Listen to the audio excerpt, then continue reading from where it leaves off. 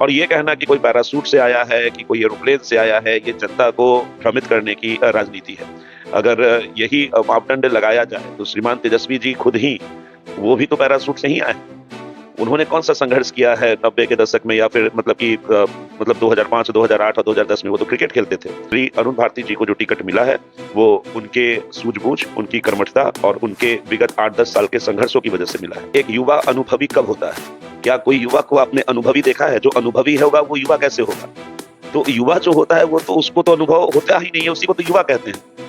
और जब तक अगर आप दायित्व नहीं दीजिएगा किसी व्यक्ति को, तब तक उसमें अनुभव कैसे आएगा? सिर्फ ये कह देना कि कोई अनुभवी नहीं है, या फिर किसी के माता पिता किसी राजनीतिक दल से बिलोंग करते हैं, सिर्फ उसके लिए उसे मौका ना दिया जाए, ये बिल्कुल गलत है। लोजपा रामविलास आज के दिनों में इकलौती ऐसी पार्टी है जिसमें 90% प्रतिनिधित्व जो है वो युवा करते हैं। बाकी के दल जो हैं उन्होंने सिर्फ युवाओं का नारा दिया, उन्होंने युवाओं से वोट लिया, लेकिन किसी ने क्या युवाओं को जिम्मेवारी दी?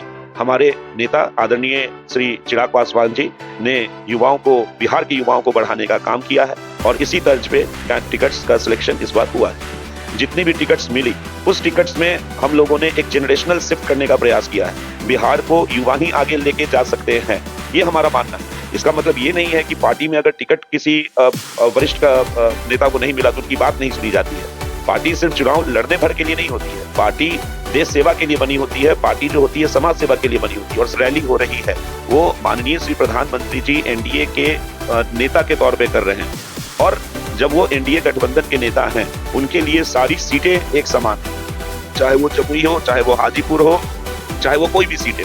तो इसी क्रम में चुनावी बिगुल बच चुका है, अब कहीं ना कहीं से तो शुरुआत करनी ही थी। और दोस्तों, बिहार के जमुई लोकसभा सीट से चिराग पासवान ने पिछले 2 चुनावों से एनडीए का चिराग जलाए रखा है, और इस बार मुकाबला जो है, वो जो टक्कर है, वह कड़ी होने वाली है। एक तरफ राजद से अर्चना रविदास हैं, तो दूसरी तरफ अरुण भारती हैं, जो कि रिश्ते में चिराग पासवान के जीजा बहनोई लगते हैं। देखिए, हमारे साथ जमुई सीट पर बात करने के लिए लोजपा नेता राहुल साहब मौजूद हैं। सर, जमुई लोकसभा काफी चर्चा का विषय बना हुआ है। कहा जा रहा है कि चिराग पासवान ने तो अपने जीजा को टिकट दे दिया, बहनोई को टिकट दे दिया, खुद वहां से चुनाव नहीं लड़े, और परिवारवाद का मसला, फ्लाइंग कैंडिडेट, तेजस्वी यादव ने तो पैरासूट उम्मीदवार भी कह दिया है कि अरुण भारती चुनाव लड़ने थोड़े ना आए हैं, वहां की जनता की सेवा थोड़े ना करेंगे, बस चुनाव वहां से हारेंगे और चल देंगे, या फिर जीतेंगे भी तो काम नहीं करेंगे। क्या कुछ कहना चाह रहे हैं? क्या सही में पैरासूट कैंडिडेट है अरुण भारती? देखिए, किसने क्या कहा नहीं कहा, इसकी जवाब जनता जो है बिहार की, वो देने वाली है आगामी चुनाव में। जहां तक बात श्रीमान अरुण भारती जी का है, तो कर्मठ उम्मीदवार हैं वो, पार्टी के साथ काफी अरसों से वो जुड़े हुए हैं। और फिर मैं, जैसा कि मैं आपको बताऊंगा कि कोई पार्टी जो है वो किसी एक कार्यकर्ता और 2 कार्यकर्ताओं की वजह से तो चलती नहीं है। पार्टी में अगर खासकर अगर आप लोजपा रामविलास की बात करें, हमारी पार्टी की बात करें, तो लाखों कार्यकर्ता हैं जो कि पार्टी के अंदर काम करते हैं, विभिन्न दायित्वों में काम करते हैं। हर एक कार्यकर्ता के अलग अलग दायित्व होते हैं। कुछ संघर्ष की राजनीति करते हैं, कुछ आपको सड़कों पे दिखेंगे जुलूस करते हुए, कुछ लोग बैकरूम पॉलिटिक्स में इन्वॉल्व रहते हैं। तो सारे जो यंत्र हैं वो जरूरी हैं एक पार्टी को सुचारू ढंग से आगे ले जाने के लिए। हमारे जो उम्मीदवार हैं श्रीमान अरुण भारती जी, जैसा मैंने आपको कहा कि वो पार्टी से लंबे अरसे से जुड़े हुए हैं, माननीय श्री चिराग पासवान जी के साथ उन्होंने संघर्ष किया है। और ये कहना कि कोई पैरासूट से आया है, कि कोई एरोप्लेन से आया है, ये जनता को भ्रमित करने की राजनीति है। अगर यही मापदंड लगाया जाए तो श्रीमान तेजस्वी जी खुद ही, वो भी तो पैरासूट से ही आए हैं। उन्होंने कौन सा संघर्ष किया है 90 के दशक में, या फिर मतलब कि 2005, 2008 और 2010 में? वो तो क्रिकेट खेलते थे। तो लोकतंत्र में ये परिभाषा देना ये बिल्कुल गलत है। At the end of the day, last में जनता जो होती है वो कर्मठता जो एक उम्मीदवार की होती है, सो उसका जो भाव होता है जनता का सेवा करने का, सो, और जिस पार्टी का प्रतिनिधित्व वो उम्मीदवार कर रहा है, ये 3 चीजें जो हैं वो विनेबिलिटी तय करती है, और इसी आधार पे कोई भी पार्टी अपने कैंडिडेट को टिकट देती है। तो श्री अरुण भारती जी को जो टिकट मिला है वो उनके सूझबूझ, उनकी कर्मठता और उनके विगत 8-10 साल के संघर्षों की वजह से मिला है। तो एक और सवाल है कि अरुण भारती को लेकर तो चर्चा है ही, लेकिन आपके जो 4 और उम्मीदवार हैं उनको लेकर भी काफी चर्चा हो रहा है। संभवी चौधरी के बारे में कहा जा रहा है कि बिल्कुल अनुभव नहीं है, युवा तो हैं लेकिन पिता के रहमो करम पर टिकट मिल गया। साथ ही साथ राजेश वर्मा की चर्चा हो रही है कि उनको भी कभी क्षेत्र में देखा नहीं गया है। बिहार फर्स्ट, बिहारी फर्स्ट में वो थे ही नहीं। पुराने साथियों को चिराग छोड़ दिए, क्या पुराने साथियों पर भरोसा नहीं था? जो चिराग पासवान से सवाल पूछा जाता था वो कहते हैं कि पढ़े लिखे युवा है, समाज को आगे बढ़ाएंगे। तो क्या पुराने साथी जो थे आपके वो पढ़े लिखे नहीं थे? दर्जनों भर कार्यकर्ता जो है आपके जो पार्टी के पदाधिकारी हैं उन्होंने पार्टी छोड़ दी। देखिए जो आपने नाम उल्लेख किया सांभवी चौधरी जी का, तो वो युवा हैं। और आप ही मुझे बताइए कि एक युवा अनुभवी कब होता है? क्या कोई युवा को आपने अनुभवी देखा है? जो अनुभवी है होगा वो युवा कैसे होगा? तो युवा जो होता है वो तो उसको तो अनुभव होता ही नहीं है, उसी को तो युवा कहते हैं। और जब तक अगर आप दायित्व नहीं दीजिएगा किसी व्यक्ति को, तब तक उसमें अनुभव कैसे आएगा? सिर्फ ये कह देना कि कोई अनुभवी नहीं है या फिर किसी के माता पिता किसी राजनीतिक दल से बिलोंग करते हैं, सिर्फ उसके लिए उसे मौका ना दिया जाए, ये बिल्कुल गलत है। हम लोगों ने, अब देखिएगा कि बहुत सारे दल के लोग उम्मीदवार ऐसे हैं जो युवा हैं जिनको टिकट दिया गया है। अब जो सांभवी चौधरी जी हैं, वो अब उनका नाम थोड़ा सा बड़ा है, हाई प्रोफाइल कैंडिडेट है, इसलिए उनके विषय में ज्यादा चर्चा होती है। लेकिन अगर आप अक्रॉस द पार्टी आप देखिएगा तो बहुत सारी पार्टी हैं। कांग्रेस ने भी युवाओं को टिकट दिया है, तो हम लोगों ने तो हाय हल्ला नहीं बचाया हुआ है। क्यों? क्योंकि ये लोकतंत्र के हित में नहीं है। युवाओं का प्रतिनिधित्व मिलना चाहिए और इसी फीलिंग को सम्मान देते हुए हमारी पार्टी ने युवाओं को उम्मीदवार बनाया है। आप देखिएगा भी लोजपा रामविलास आज के दिनों में इकलौती ऐसी पार्टी है जिसमें 90% प्रतिनिधित्व जो है वो युवा करते हैं। बाकी के दल जो हैं उन्होंने सिर्फ युवाओं का नारा दिया, उन्होंने युवाओं से वोट लिया, लेकिन किसी ने क्या युवाओं को जिम्मेवारी दी?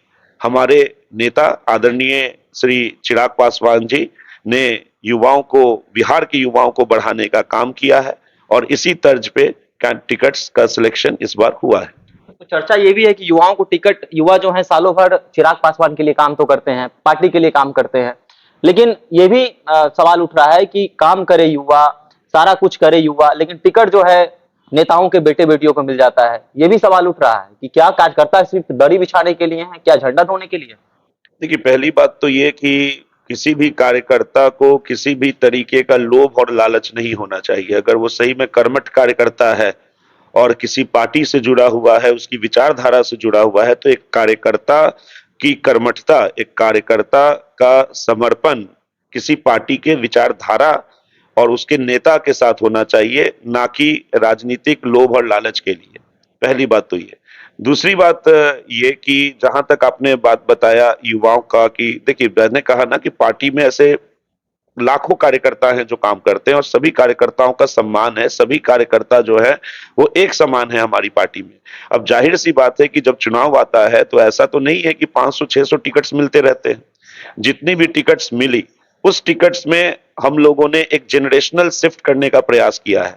बिहार को युवा ही आगे लेके जा सकते हैं, ये हमारा मानना है। इसका मतलब ये नहीं है कि पार्टी में अगर टिकट किसी वरिष्ठ का नेता को नहीं मिला तो उनकी बात नहीं सुनी जाती है। पार्टी सिर्फ चुनाव लड़ने भर के लिए नहीं होती है, पार्टी देश सेवा के लिए बनी होती है। पार्टी जो होती है समाज सेवा के लिए बनी होती है, और समाज सेवा, देश सेवा आप बिना किसी राजनीतिक पद के भी कर सकते हैं।